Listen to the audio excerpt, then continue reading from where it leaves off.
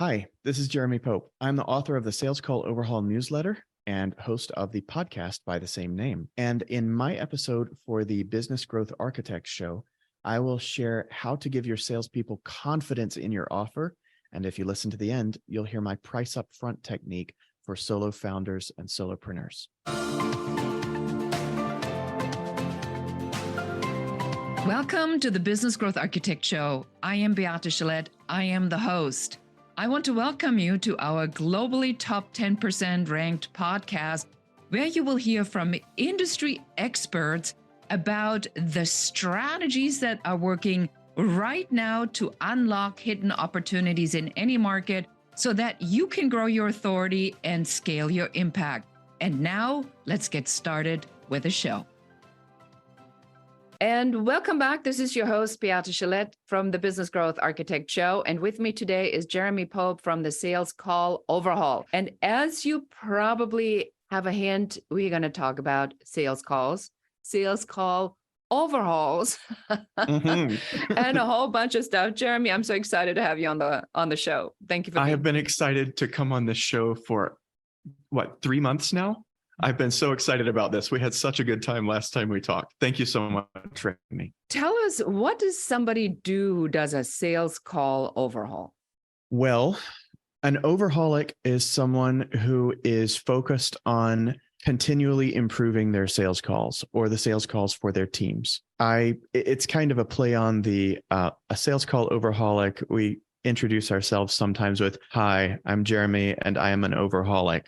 So like the 12-step programs. An overhaulic? Right. I am dealing with some workaholism right now, but I'm getting a handle on that. But the overhaulic, I don't have to deal with that because it's fun. It's the idea that there's always significant improvements that can be made. It's not, a lot of people, they reach a certain point, a la Josh Kaufman, and in his book, The First 20 Hours, he talks about, okay, how much can you learn? How good can you get in 20 hours of practice versus it takes 10,000 hours to be world-class expert level at something like Olympic level or grandmaster chess player, things like that. That's the 10,000 hours that a lot of people turn into. It takes 10,000 hours to be an expert. No, that's not true. Don't worry about it. But what can we do in the first 20 hours? And a lot of us, we stall out very quickly and we reach that asymptotic curve where we're never going to go beyond this point because we don't have the motivation to do that. But there are always significant improvements that can be made if we're willing to look at our systems properly.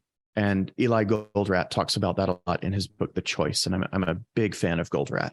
Thank you for that. So I think that there's three things that need to be looked at when we're a business owner. Number one is the piece where we are looking at the offer that we're creating, the sales calls, and getting a sales process in place. And then number three is to really get clear on how we're going to scale that part of the business. I have identified something that I call what did you call it?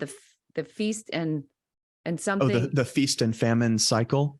The feast and famine cycle. Tell us about that, because I bet that 90% of people you talk to have that problem. Well, before you reach certain economies of scale, it's very likely to be occurring. And it's almost unavoidable when you're a solopreneur. But once you get a team in place, getting the team in place is how to solve this issue in large part. One person only has so much attention that they can spare. If that's the founder or the CEO, whatever you want to call yourself in the business, then you've got 40 hours a week or 80 hours a week if you're nuts. And then you're out, you're done.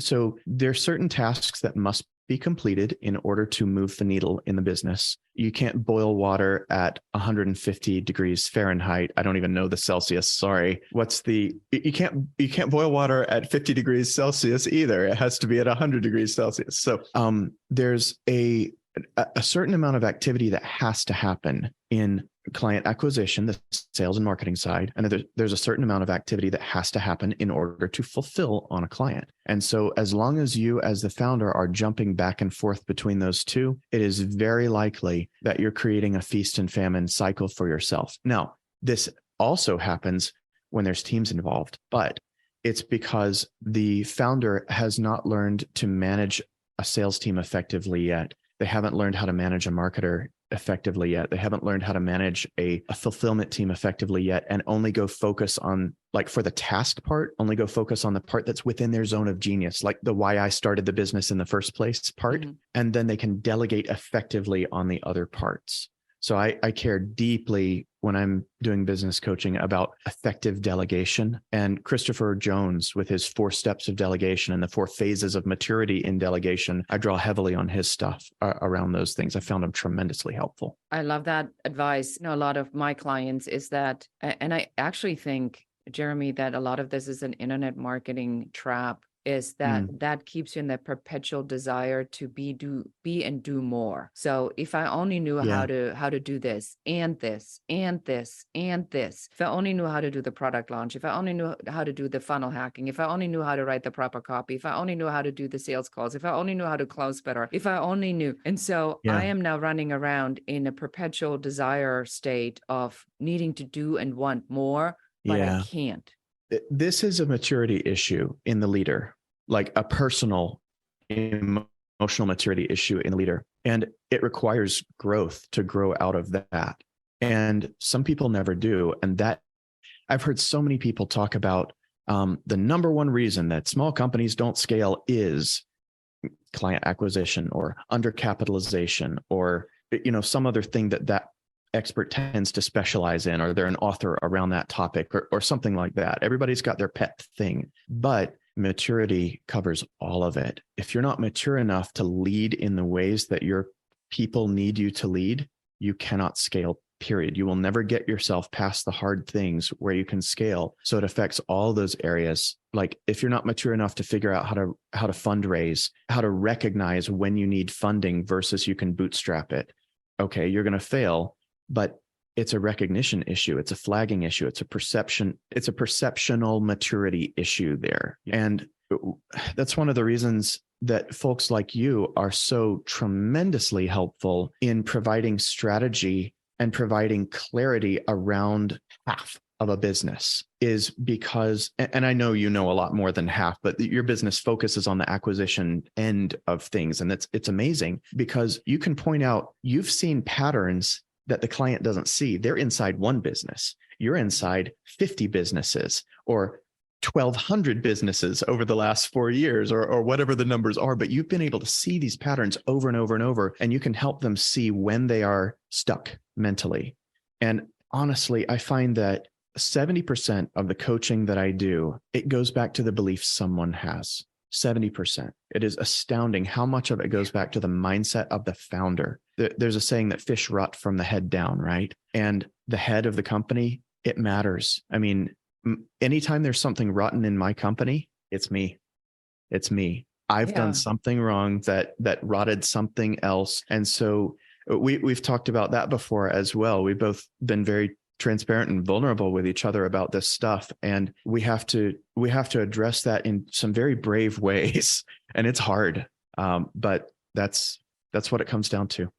I don't know if I answered the question. Did I? No, that was a long answer. I actually liked where you took that, because you took it back to what we know is the number one issue. It's like, get the heck out of your own way. Yeah, and very much.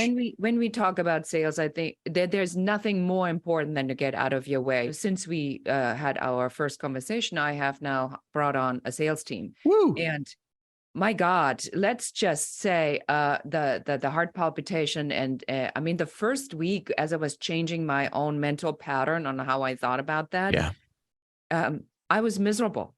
I was so stressed out, so anxious, because it was, and I had to overcome all these feelings. And logically, I'm sitting there, I'm like, what are you doing? But emotionally, it's like, obviously, you're an absolute failure because you can close all the sales training that you've done, done better. And your follow-up sucks, and your emails don't have the open rates. And suddenly my subconscious volunteers and vomits everything I've ever done wrong in my entire life in sales on me in a week.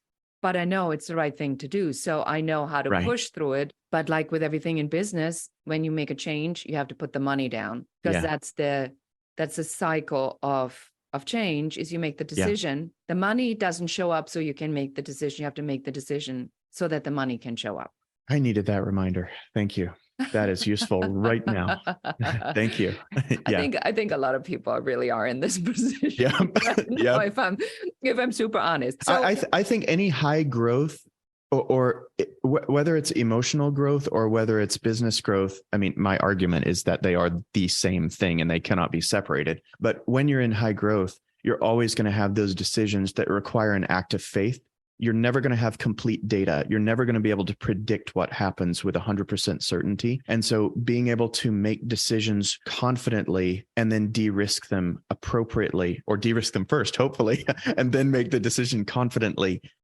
It's such a huge part of it. 100%. And this is about scaling the business, and you cannot scale yourself. That's just the way it is. Yeah, so yeah. now let's talk about something else that I can completely obsess about by myself in my head. Okay. The offer. Oh, what yeah. goes wrong in an offer? We probably could have like 6 shows just about that. In your experience, what are the most frequently made mistakes, or the single biggest frequently made mistake when making an offer? Inventing your avatar instead of discovering your avatar. It's so unsexy to go and do market research. It's so unsexy to dig the ditches, I call it, like ditch digging. There's nothing sexy about market research. Some people, it's fun.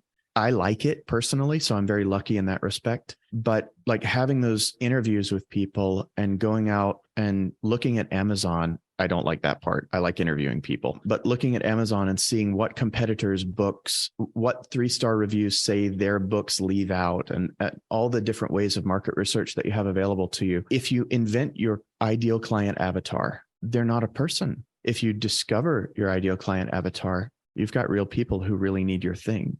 So it starts with, I think avatar is inseparable from offer in some pretty fundamental ways. It's not the same thing. It's just inseparable from it. That's the part that, Beata, I've coached hundreds and hundreds of business owners, and probably half of them are in the coaching or expert space. And I don't know, probably my first couple of hundred where I really got into every element of their offer was at a company called Traffic and Funnels. This was back in 2016. So I was their first client success director. And we went through so many people's offers and their funnels and all that kind of stuff. And everybody, me included, I mean, everybody does this at first. You try and invent an offer for an invented avatar, and it doesn't hit.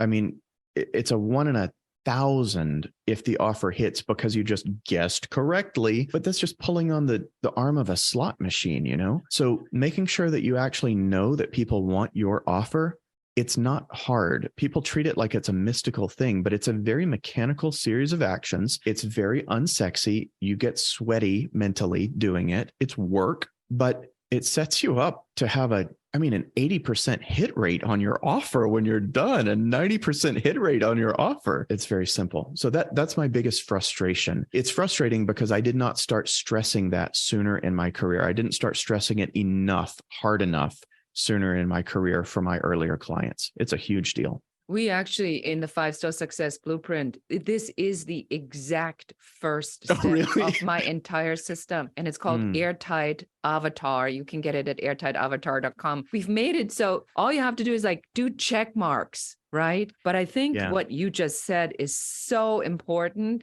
Don't invent it. It's got to be kind of like a real person. So of course you say that, because that is the number one step of everything. Without knowing who this person is and what problem they're having, I cannot solve that problem. If you want to solve imaginary people's problems, you will get paid in imaginary money.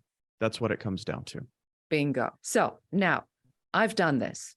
I have been, I've listened, I've done my avatar. Now I figured out, I asked these people, they told me the problems that they're having. And the problems, that's just for the sake of what we know everybody's problem is. I need to find more clients. I need to close better. I need to make more money so I can pay my people, take some time off, and have a life. So now I am creating my offer. Is there anything I need to know about my offer, as into don't overcomplicate it? Oh yeah, that's a good question.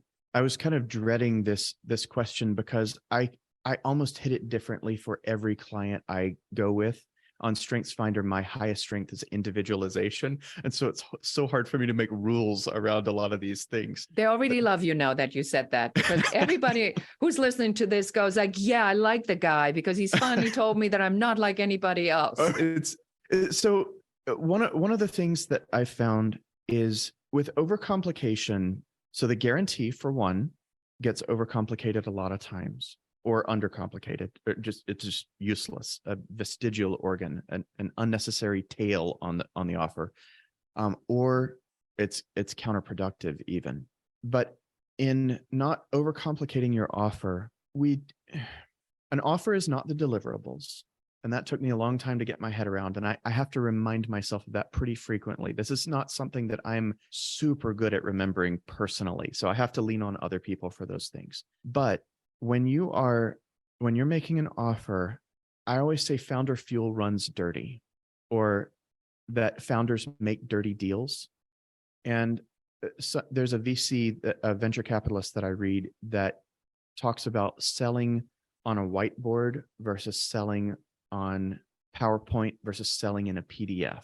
And he's talking about like the stages of the maturity of the product. Like, okay, we know we're going to talk about these things at this point. We're selling in a PDF. We can send it out to everybody, and that's what we got. But at first, you're selling on a whiteboard.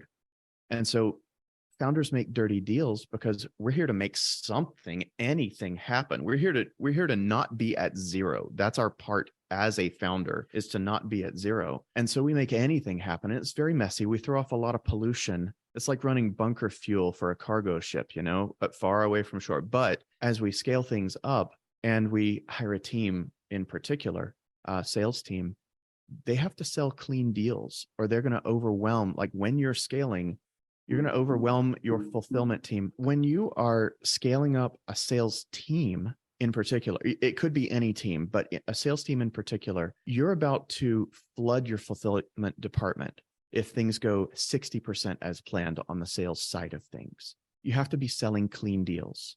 So this offer needs to be clean.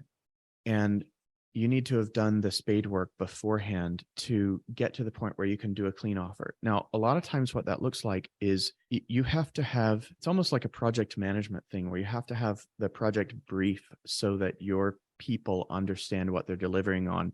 I have a discussion internally before I start selling something new. If it calls on my people in any way, then I'm going to talk with them before we even offer it and say, okay, should we offer this, or is this overreaching? The offer itself has to become scalable. The offer itself has to be deliverables that are simple, and it can't be custom every time. This is the time to productize the offer, is when you are starting to overwhelm your fulfillment team. Think MVP, minimum viable product, or minimum viable offer, however you want to say that, minimum viable service. What's the stripped back, scaled down, teensy weensy version of this offer that gives 80% of the value? So 80-20.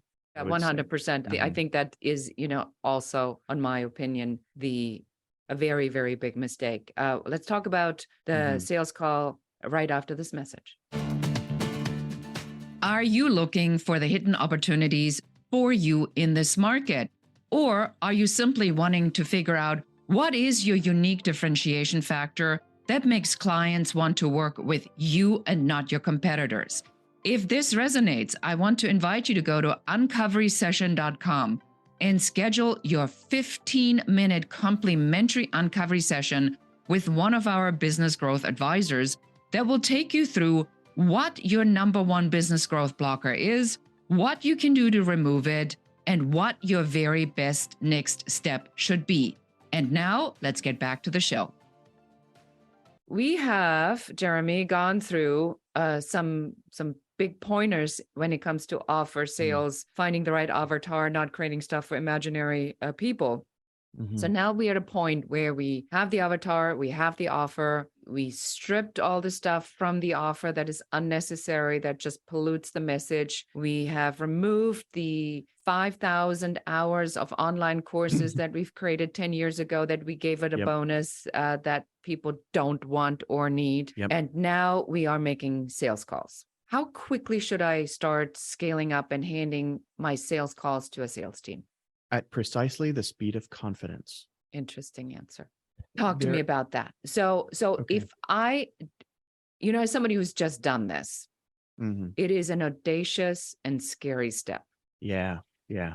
However, it is the only step if you want to get above the couple 100,000 to a Yeah. much larger Yes. business and operation. Mm. Because in my opinion, a good business owner, if they're in the burnout formula, they do about 1 million. They can Oh, do I that by like themselves. that. The burnout formula. Oh, that's fantastic. It is Mm. they get to 1 million. I think it is Anything too. above 1 Yeah. million on their own is you're dead, basically. You're killing yourself. Now, do I have to get to that, or can I do this more elegantly sooner? You can do it more elegantly sooner. Honestly, I don't know if there's any part of business growth that really can be elegant the first time around. It's just Sooner, yes, dirty and elegant. No, sweaty. it's messy. Yeah. Yeah, it's so messy. The third time around, the third time you do it, it can be elegant at that point. Then you can Yeah. make it look effortless. But yeah, don't worry about making it look elegant or anything like that at first. When I speak of the speed of confidence, I'm not talking about your confidence as a business owner. I'm talking about the salesperson's confidence. They have to be so confident in the offer. They have to believe in this 100%. I have spoken to so many number one performers and asked them, because I've done a fair amount of recruiting. We do a little bit of that right now, but I've done a lot in the past. And there is one thing that comes up with top performing salespeople, that it's always the first thing they say, not the second thing they say. And so when I ask them, so what type of offers do you like to work on, when I'm trying to figure out who I could place them with, and they will answer with something almost word for word, like, well, it has to be an offer that I believe in. I'm like, huh. Well, I was thinking more like industry. What industries do you want to work in? Do you like solar, or do you like coaching, or do you like this or that? And they always start with, well, something that I can believe in. And they need to believe 100% in your company, in you, and your stability as a founder, like someone who's going to be true to your integrity. It's about integrity. Are there cracks in the system? Are there cracks in the person? Are there cracks in the offer, etc.? And they have to believe 100% in the offer. Flood your salesperson with testimonials. Flood your salesperson with proof. Flood your salesperson with success after success after success internally. Find ways to break out those successes, the same ways that we talk about testimonials in our worse than useless product. Like, there are testimonials like, too many of, boy, Beata sure is nice. Like, you put 6 of those on your sales page and they're going to drive down your conversion rate, because everybody's going to look at that and go, that's all we got. Like, show me the money testimonials. Like, she helped us succeed kind of thing. Yes. And so it's the same thing with this. I mean, we teach how to break out testimonials and make a bunch of mini testimonials instead of one big one that nobody's going to read the whole thing, So it's the same thing with your salespeople. Just constantly reinforce. Yukai Chao, in his book, Actionable Gamification Beyond Points, Badges, and Leaderboards, talks about the 8 core drivers of human motivation. And he is good. He is, in my opinion, the top gamification expert in the world, which makes him pretty close to the top motivation at scale expert in the world. And he's just so good. But the ownership that you need your salespeople to have is so high. The level of autonomy that you need them to be able to exercise is so high.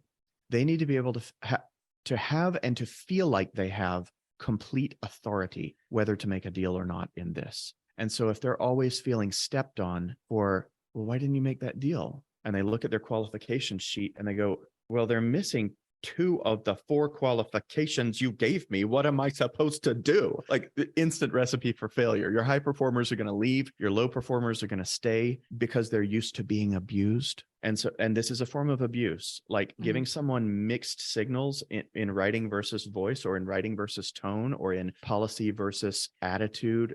Mixed signals, that kind of gaslighting. Only the people who are used to being abused will stick around for it. And so you have that Dead Sea effect. All the good people leave, they evaporate, and the water gets saltier and saltier and saltier. And so when you have a salesperson who can be 100% confident in you, they can be 100% confident in your offer, and in your company and the results you get for the clients, in your trust in them as a salesperson to make the right decisions as you train and as you coach and as you hold accountable and et cetera. I'm not saying leave any of those out, but trust in them that they are the right person for the job. That's just enormous for a salesperson. And the other piece, the fourth piece, cannot be left out. When they trust the lead generation and disqualification system, that's enormous. When they do not understand how they're going to get leads, when they do not understand, oh, well, I don't know what the process is here. Oh, I don't know if I'm getting anyone qualified to talk to. Like, I'm a salesperson. I'm not a marketing company in a box. That, I would say, is probably the biggest danger at the $200K a year level rather than the $1 million a year level, is hiring people to try and cover too many roles instead of, look, okay, we've got the lead gen dialed in. Okay, we've got the funnel and the conversion dialed in. We've got the indoctrination or the warm-up parts of the funnel dialed in. We've got the disqualification elements firm. We have strong opinions about it. We're in integrity about not accepting everybody bad fit sales calls as well as bad fit clients. We are not a high pressure organization that is going to try and get people in just to get their first couple of payments, and then we know they're going to drop, or we're willing to accept that they're going to drop as a founder because it's cash through the door. I can make payroll. Like, that's not the situation to hire a salesperson from. But when your salesperson can trust your systems, they can trust themselves. And that confidence lets them become an elite athlete in your system. Like, they know what the rules of the game are. They know what the other players are going to do. They know what the plays are. They know. Just give them confidence, and you will make huge strides quickly in your sales organization. I absolutely love that. I compare it to, you pick a wild horse, and then you're going to have to let that horse run. You're just going to have to direct where to, and give sort of the parameters. So my questions as I'm building this up is always like, what do you need from me to do this? Yep. And then when they say, I need this and that, then I can say, well, we already have a system for that. We need to be using this system, or I can, because then I can kind of redirect. But what I'm hearing you say is that I have to, as a business owner, when I look at sales, I'm really bringing somebody in who I believe is better than I am at this. So I have to get out of their way and not stifle them or not terrorize them. I agree with the actions to be taken there. I don't think I'm saying that. There are a lot of times when it's time to hire a salesperson when they definitely can't do it better than you can. You might be an amazing salesperson, and you might be able to feel your way through the sales call with some skills that you cannot expect someone else to have. And that's okay too. But a sales department is an awful lot better at selling than you are as one person. It might not be that the first person can close better than you can, but it frees you up to do the stuff that you need to do. That was a hard lesson for me to learn, honestly, was when I'm good at something, I still might have to let go of that.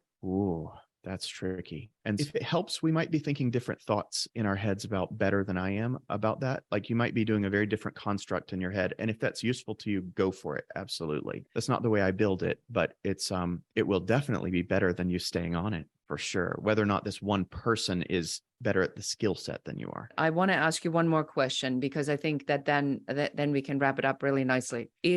So now I come to you, I have all these pieces, and I say to you, something needs to be better. I need to optimize this. So now you're helping me to overhaul that. Just take us through the process. Sure.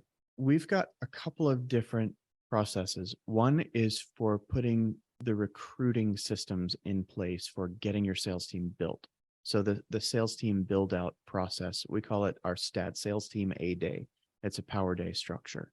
And in that, we do look at the offer, but we're mainly just vetting for, is the offer working already? I just won't accept someone into that where the offer isn't working.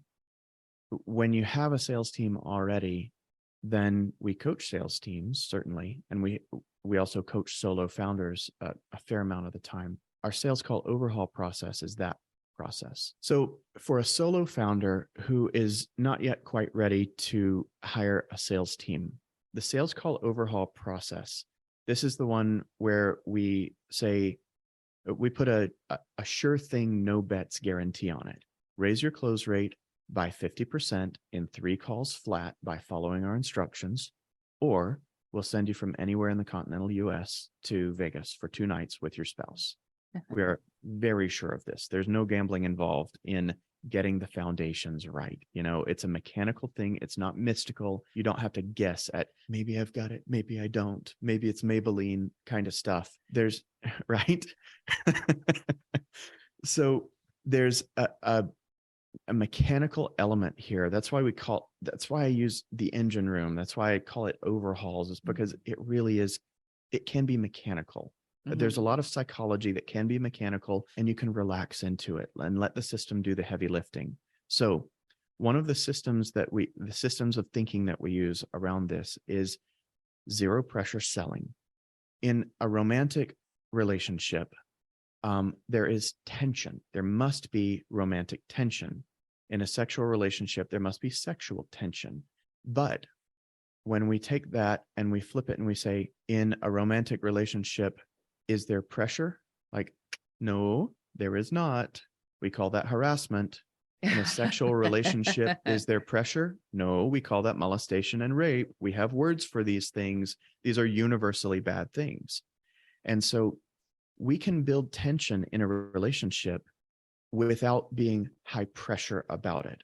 And there's a very simple mindset that people can go away with around this.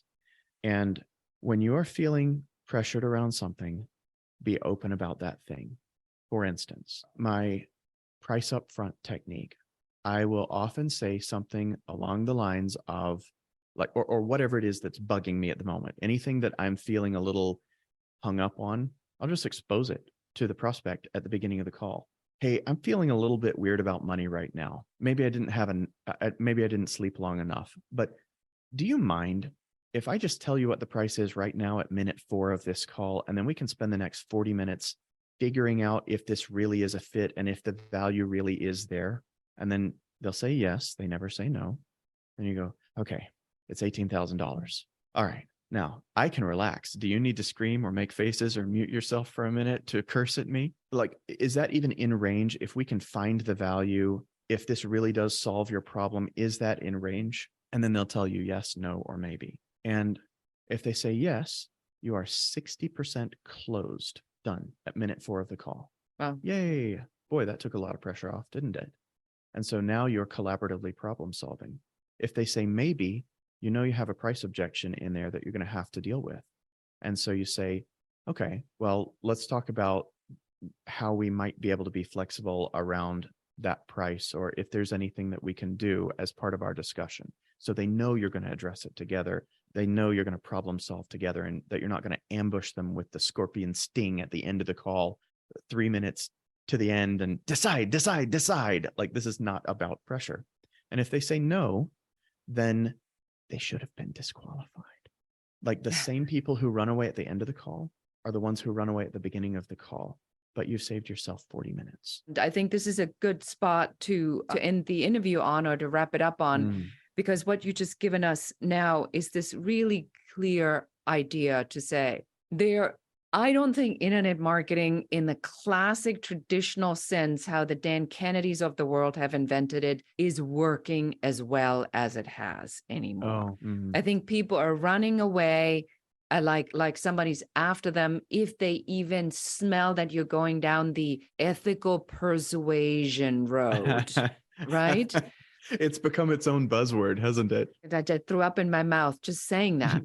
So I like the idea to say, look, we're here on a call because we're here to see if it's a good fit. I do this for a living, so there's a price attached to it. Here's the price. And getting the commitment in as part of that statement, it takes less than a minute to do the whole price upfront technique. But you say, if I tell you the price, will you stick with me and figure out if the value's there? And then you get that commitment, and then you tell them the price, and then you ask them again, will you stick with me? You get another commitment. And so it's not even micro commitments. It's 2 big commitments right there. So that's what makes it work, instead of just picking up the phone or getting on Zoom and going, all right, it's $18,000.